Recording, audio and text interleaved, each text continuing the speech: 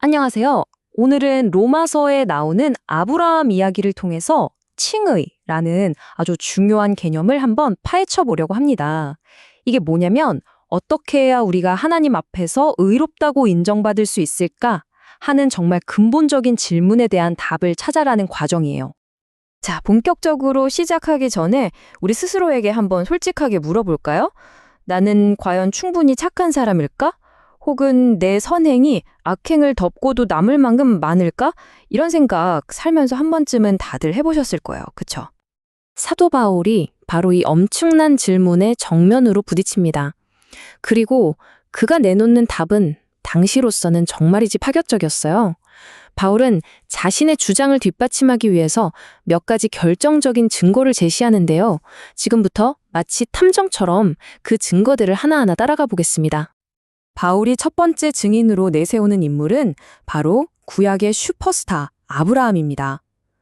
당시 사람들은 대부분 아브라함이 율법을 완벽하게 지켜서 의로운 사람이 되었다고 생각했어요.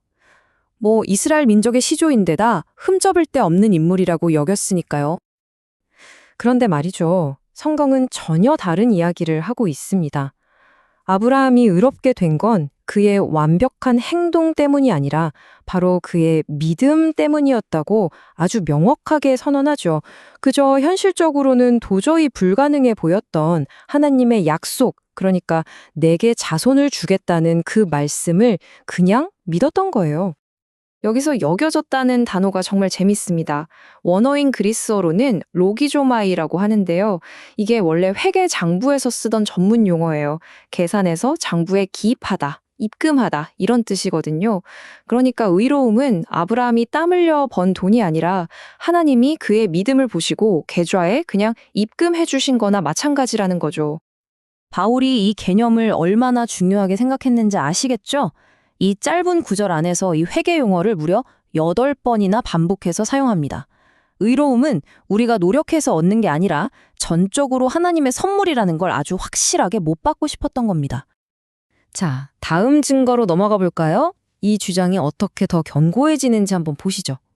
혹시 이런 생각하실 수도 있어요. 아브라함 시대엔 율법이 없었으니까 그런 거 아닐까? 좋은 지적입니다. 그럼 율법 아래 살았던 사람, 예를 들면 다윗 왕은 어땠을까요? 여기서 바울은 일부러 더 강력한 증거를 가져옵니다. 위대한 믿음의 사람이었지만 동시에 인생에서 정말 끔찍한 실패를 경험했던 다윗 왕을 증인으로 소환하죠. 우리 모두 알다시피 그는 간음과 살인이라는 돌이킬 수 없는 죄를 지은 사람이잖아요. 다윗 자신의 고백이 모든 걸 설명해 줍니다.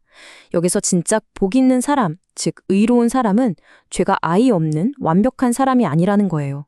오히려 하나님께서 그 죄를 없는 셈 쳐주시는 사람, 다시 말해 용서받은 사람이라는 거죠. 자, 여기서 또 다른 반론이 제기될 수 있습니다. 알겠습니다. 그런데 할례 같은 종교적인 의식은 뭔가요? 그것도 아브라함이 한 행위 아닌가요? 바울은 이 질문에 대해서도 아주 결정적인 증거를 제시합니다. 이 타임라인이 바로 이 논쟁의 스모킹 건입니다. 성경 기록을 자세히 보면요. 아브라함이 믿음으로 의롭다는 선언을 받은 시점은 그가 할례를 받기 무려 14년이나 전이었습니다. 14년이요? 그러니까 이게 핵심이에요. 할례는 의로움을 만들어낸 원인이 아니었다는 거죠. 이미 믿음으로 얻은 의로움이 진짜라는 걸 외부적으로 확인시켜주는 도장이나 인증서 같은 역할이었을 뿐입니다. 자, 이 모든 증거들이 우리를 바울 주장의 가장 핵심적인 결론으로 이끌고 있습니다. 바울은 이 개념을 아주 이해하기 쉬우면서도 강력한 비유를 들어서 설명합니다. 하나님 앞에서 의롭게 되는 것은요, 우리가 열심히 일해서 당연히 받아야 할 월급 같은 게 아니라는 겁니다. 그건 우리가 받을 자격이 전혀 없는데도 그냥 주어지는 은혜의 선물과 같아요. 일한 게 없는데도 받는 보너스 같은 거죠. 이 결론이 정말 놀랍지 않나요? 결국 아브라함은 모든 믿는 사람들의 영적인 조상이 되는 겁니다. 할례를 받은 유대인이든 받지 않은 이방인이든 전혀 상관없이 말이죠. 이건 하나님께 나아가는 길이 특정 민족이나 어떤 행위에 묶여 있는 게 아니라 믿기만 하면 누구에게나 열려 있는 보편적인 길이라는 뜻입니다. 결국 이 모든 이야기의 핵심은 이것입니다. 신앙생활이란 우리가 하나님을 위해 무언가를 열심히 해서 점수를 쌓는 게 아니라는 거죠. 오히려 하나님이 우리를 위해 이미 다 이루어 놓으신 것을 그저 감사함으로 받는 것입니다. 행위가 아닌 믿음, 싹이 아닌 선물.